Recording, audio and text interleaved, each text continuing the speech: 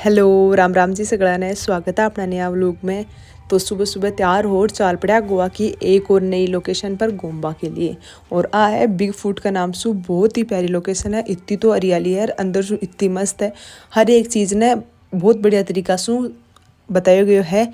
तो मैं सोची क्यों ना आपा एक ही को पूरा व्लॉग बना लिया। था लोगों पसंद आसी को नहीं आसी वो तो ठाको नहीं, लेकिन बहुत प्यारी लोकेशन है और बहुत मस्त है। अगर थे जाओ तो एक बार विजिट जरूर कर जो। तो चलो पहले थे व्लॉग एंजॉय करो और मन कमेंट कर भी बता दीजिए कि थान किसोक लगी। मन तो बहुत प्यारी लगी, 20 तो भी प्यारी आ जगह लगी। तो चलो व्लॉग एंजॉय करो। एंसेस्ट्रल गोवा में आप सभी का स्वागत है। इस जगह को बिग फुट भी कहा जाता है। यहाँ पर सैकड़ों साल पहले एक ऋषि ने तपस्या करके देवताओं को इतना प्रसिद्ध किया कि उसे सीधे स्वर्ग में उठा लिया गया। इस व्यक्ति के पैरों के निशान यहाँ पाए जाने के कारण ही इस जगह का नाम बिग फुट पड़ा। 2 दशक पहले जो गोवा का चित्र था उसे एंसेस्ट्रल गोवा में आपके लिए दर्शाया गया है।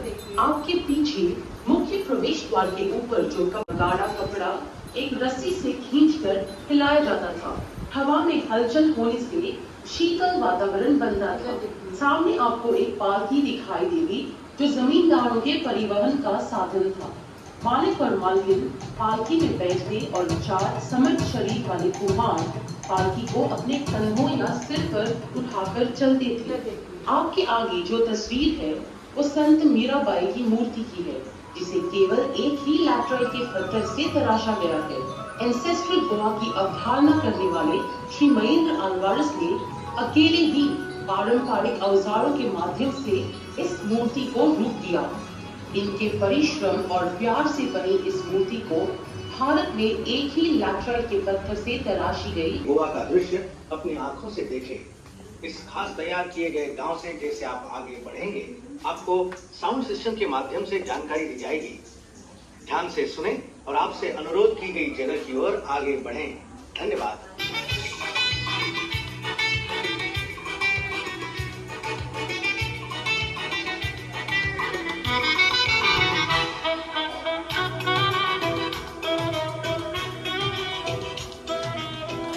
पुराण कथाओं के अनुसार पूरा कोकण प्रदेश समुद्र का भाग हुआ करता था। भगवान विष्णु के छठे अवतार भगवान परशुराम ने सह्याद्री पर्वत पर खड़े रहकर अरबी सागर में तीर मारा। उस स्थान तक समुद्र का पानी पीछे हट गया और कोकण सहित गोवा का निर्माण हुआ। इस भूमि के विधाता का सम्मान करने के बाद 7 सीढ़ियां चढ़कर जो यहाँ के मुखदोम या देखभाल करने वाले थे, जमींदारी के कामकाज और खाते लिखने के लिए इन्हें नियुक्त किया जाता था। वर्तमान काल में खाते लिखने का काम अकाउंटेंट का है। कृपया आगे बढ़ें। यहाँ पर डीमो अपने प्रदेश में आपका स्वागत कर रहे हैं।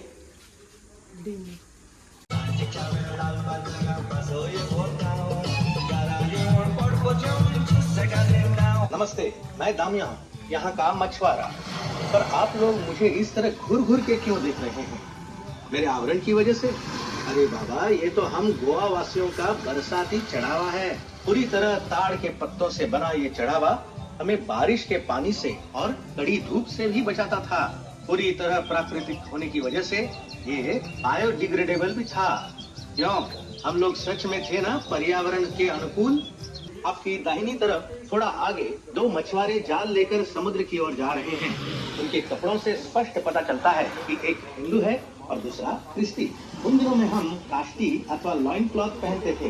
पीछे जो नमक की खान है, समुद्र का खारा पानी ऐसी ही खानों में छोड़ा जाता, जहां तेज धूप में पानी बाष्पित होकर नमक पीछे रह जाता। अब आप आगे बढ़कर पिड्डू से मिलिए।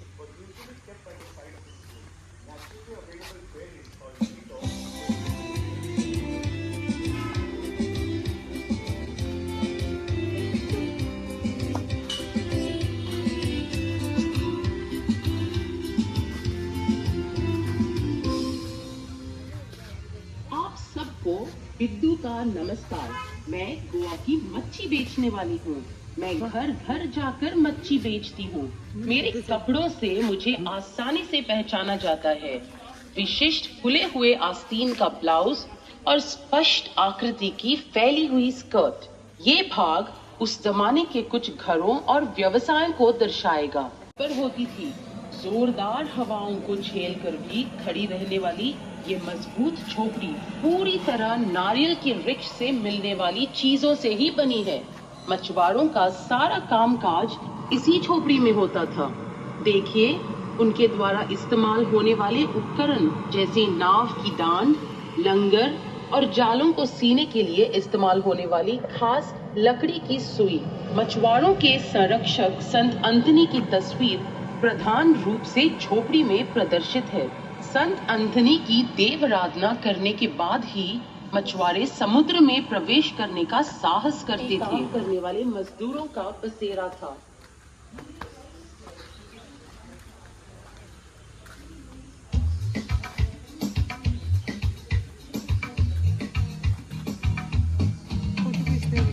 वो कंप्लीट हुआ है।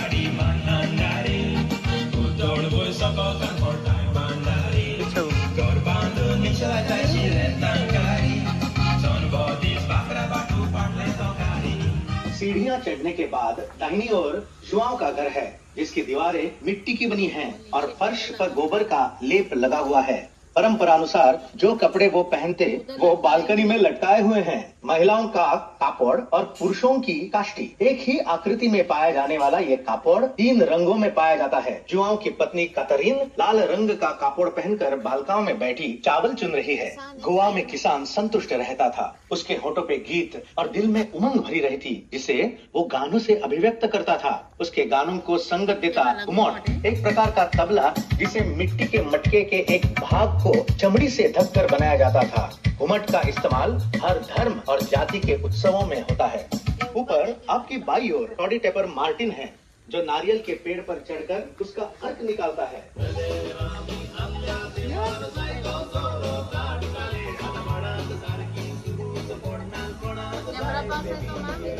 उसके एक हाथ में नारियल के अर्क से भरा हुआ बर्तन और दूसरे में हाथ दरांती है, जिससे वो ऊपरी पत्तों को तराशता है। इस नारियल के अर्क से गोवा का अमृत फेणी सारभूत होती है। आपके पीछे गौशाला है, जो हर घर में पाई जाती थी। जमीन खोदने के सारे उपकरण जैसे हल, मिट्टी बराबर करने का लेवलर आदि यहाँ प्रदर्शित हैं। हर गाय बैल के गले में अलग घंटी बंधी रहती थी, ताकि किसान उन्हें घंटी की आवाज से पहचान सके। क्या आपकी नजर कांच के गिलास में रखी हुई बीड़ियों पर पड़ी?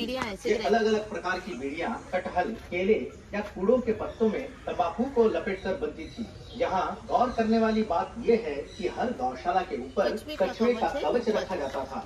मान्यता ये थी कि इस कवच का पशुओं पर शांत प्रभाव पड़ता था। ये मटका जो आप देख रहे हैं, ये मामूली नहीं है। इसे कोंकणी में पोड़गा कहते हैं। मिट्टी और गोबर का लेप लगाया हुआ ये मटका थर्मस का काम करता है। इसमें कंजी डालकर खेतों में लेकर जाते थे, ताकि कठिन परिश्रम करने वाला किसान पेट भर गरम गरम नाश्ता कर सके। गौशाला के बाजू में घास का अंबार है। घास के अंबार के आमने सामने काजू फेनी की भट्टी है। घर के सदस्य काजू का फल दिन में 2 बार इकट्ठा करते और औरतें काजू को फल से अलग करती। आदमी उन्हें अपने पैरों के नीचे कुचलकर रस मटकों में भरते।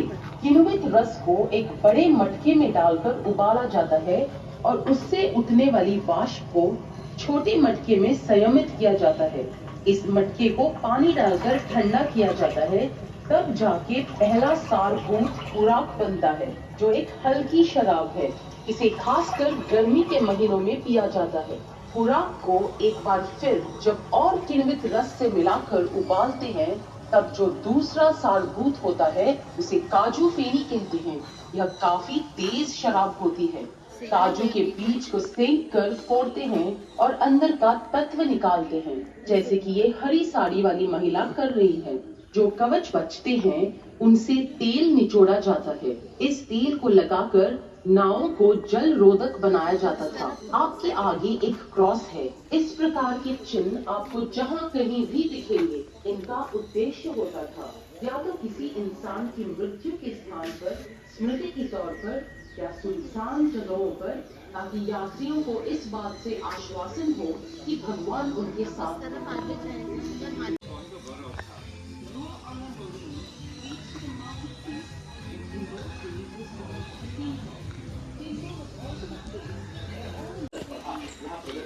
मिट्टी को छानने से लेकर कच्चे बर्तन को पकाने तक नंदू के बगल में इनास का घर है। इनास एक बढ़ई है और उसका घर ही उसका कारखाना भी है। पर्दे के पीछे उसकी बीवी बच्चे को खाना खिलाती दिख रही है। उस जमाने के बढ़ई पश्चिमी तरीके को भारतीय नमूने से मिश्रित कर वाकई में कलात्मक फर्नीचर तैयार करते थे, जो आज भी लुभावना है। बढ़ई के पेशे के उपकरण और उनके द्वारा पहने जाने वाले वस्त्र यहाँ प्रदर्शित हैं। आपके पीछे है गोवा का चरवाहा, जिसे दंगर कहते हैं। ये सयाद्री के आपकी अत्यंत बाई ओर गंगाराम, एक हिंदू ने धोती के ऊपर कोट और टाई पहन रखी है। उनके पीछे दोना बुल्गेरिया ने साड़ी के ऊपर एक ओल ओढ़ रखी है और उसके पीछे जमींदार अपनी बालकनी में पाइप से तंबाकू पी रहे हैं। उसके बाद आप अब्दुल्ला को खड़े देख सकते हैं, जिनकी दाढ़ी से आसानी से उनके मुसलमान होने की पुष्टि होती है। पिंकी, एक नवयुवक लड़की, गहरी सांस लेकर कुदरत की सुंदरता का एहसास ले रही है। यहाँ पर एक कैथलिक महिला लिली सफेद लहराता गाउन पहनकर अपने पालतू कुत्ते के साथ टहलने जा रही है। उनका सेवक उनके लिए छाता लेकर पीछे टहल रहा है। जब तक बालों को फूलों से संवारा नहीं जाता, तब तक औरत का पहनावा पूरा नहीं होता था। शौक से कहना पड़ता है कि आजकल फूल महिलाओं के बालों में कभी कभार ही दिखते हैं। उसके बाजू में गोविंद का घर है, जो बुनावट करता था। उसकी सेवाएं बहुत ही आवश्यक थी, क्योंकि उन दिनों प्लास्टिक की तो रचना ही नहीं हुई थी। वो अलग अलग नाप और रंगों में दिखा रहा है। क्या आप जानते हैं, गोवा के गुजरे जमाने में एक औरत की जिंदगी के अलग अलग पहलू उसके हाथों की चूड़ियों से पता चलते थे। सफेद और काले रंग की चूड़ियाँ बच्चों को बुरी नजर से बचाती थी। रंगीन चूड़ियाँ न आपको गणपत दिखेगा, जो चने बेचने वाला है। चने उसी वक्त सेंक कर ग्राहक को बेचे जाते थे। क्या आप इन्हें चखना पसंद करेंगे? चलिए आगे बढ़कर खरीद ही लीजिए। गणपत का सहायक आसपास ही होगा।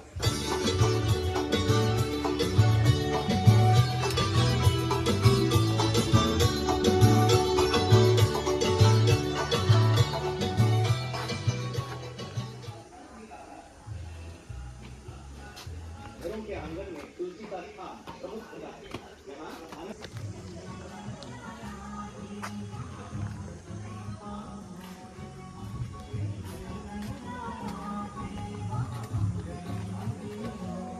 गौर कीजिए, बालकनी का एक हिस्सा रसोई घर में बदला हुआ है, जहाँ त्योहार में भेंट होने वाली सारी मिठाई तैयार की जा रही है। गोवा के हिंदुओं के लिए गणेश चतुर्थी ही सबसे बड़ा और महत्वपूर्ण त्योहार है। आनंद के घर के बाजू में आपको समुद्र मंथन का वर्णन दिखाई देगा। समुद्र मंथन से समुद्र का अमृत प्राप्त कर भगवान राक्षसों से युद्ध में अजय हुए। इसी दौरान भगवान विष्णु ने वराह अवतार लिया। रुआ आना मरीन के इलाकों में होने वाली खबरों की जानकारी मिलती है। देखिए, तिंदो के एक खंबे पे पोस्टर चिपका के याद का इश्तेहार दिया गया है। बाएं सिरे पे गांव का ढिंडोरा पीटने वाला गांव वालों की महत्व की खबरों का प्रचार कर रहा है। दाहिने सिरे पे कर समाहर्ता या टैक्स कलेक्टर, जो कर इकट्ठा करने के अलावा अपनी घरेलू जरूरत की वस्तुएं भी ले जाता है।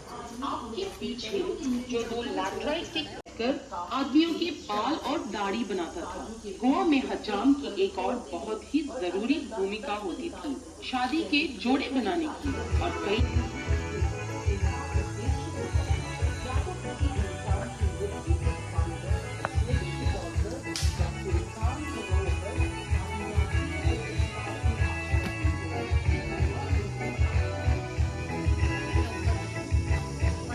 दल के उस्ताद अपने घर में प्रतिभाशाली बच्चों को विशेष क्लासेस दे रहे हैं। उस समय सर्वाधिक अभिमान्य बाजा वायलिन भी था। वायलिन इतना लोकप्रिय हो गया कि भारतीय शास्त्रीय संगीत में उसे अंगीकृत किया गया। मिस्त्री के घर के ठीक ऊपर आपको एक सन डायल या धूप घड़ी दिखाई देगी। अगर आप सही भौगोलिक वक्त चाहते हैं तो अपनी घड़ी को सही कीजिए। मिस्त्री के घर के बाजू में ताबाकारिया या तंबाकू घर है। तंबाकू का व्यापार प्रमुख उद्योग था, इसलिए तंबाकू घर हुआ करते थे। इन तंबाकू घरों से ही गोवा में डाक संबंधी सेवाएं शुरू हुई।